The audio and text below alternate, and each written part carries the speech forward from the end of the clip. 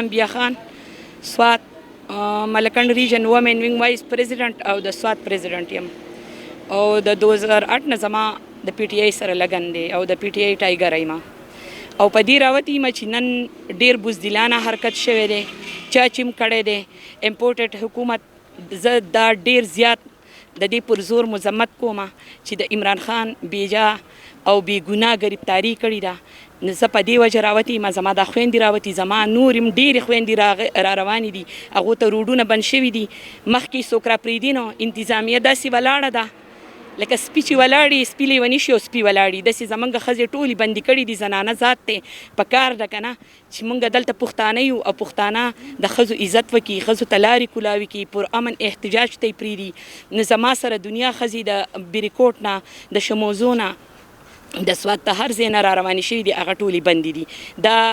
لږې ډېرې چې تاسو ته په نظر راځي نو دا بلکل ما په ډېر زور باندې په دې روډونو باندې راواړولې او زه د دې خبرې ډېر پر زور مذمت بیا کوم چې د عمران خان ګرفتاري موږ ته منظوره نه ده به هر حال چې عمران خان ته یو نقصان ورسېدو نو ټول پاکستان به بلا کړي آینده لا عمل به زموږ دی که عمران خان یې پرې نه ښودو نو دا خو موږ دلته را ټول پاکستان به جامي ورسیز پاکستانی به هم را رسی او ورسیز پاکستانی به الته کې هم چې کم سفارتخانې دي څه دي هغه به هم الته کې هم را رسی او د هغې پورې به زموږ دا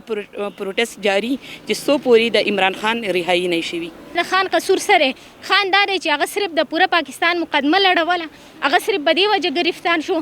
نو موږ د خان ګرفتاری چې راغله موږ ته نامنظوره ده آینده موږ اوس راوتي یو په سوات کې موږ به ځو پېښور ته موږ به ځو اسلام آباد ته که خان پرې نه ښودی شو د اسلام آباد یو دفتر چې دی هغه به محفوظه پاتې نه شي او بس زه هم راوتې یم د خان دپاره د خان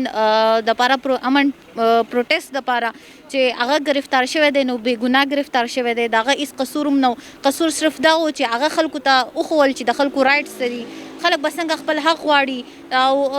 باقي چې کم پروسیسز دي هغه وښول باقي ګورنمنټ موږ ته څه پروسیس نه وښولي چاته د خپل حق پته نه وه چې حق څه شی دی او حق په څنګه اخیستی کېږي چاته د یو شي د اهمیت پته هم نه وه یو خان صاحب و چې هغه راغی موږ ته د خپل ملک د اهمیت پته ولګوله موږ ته د خپل ملک سره د مینې پته ولګوله چې د خپل ملک سره موږ څنګه مینه وکړو بس هغه یو نیډر او یو مخلصه انسان و د پاکستان سره چې هغه هم د مخلصۍ په جرم کې چې دی نو هغه ګرفتار کړو نو دا مو ته نامنظوره ده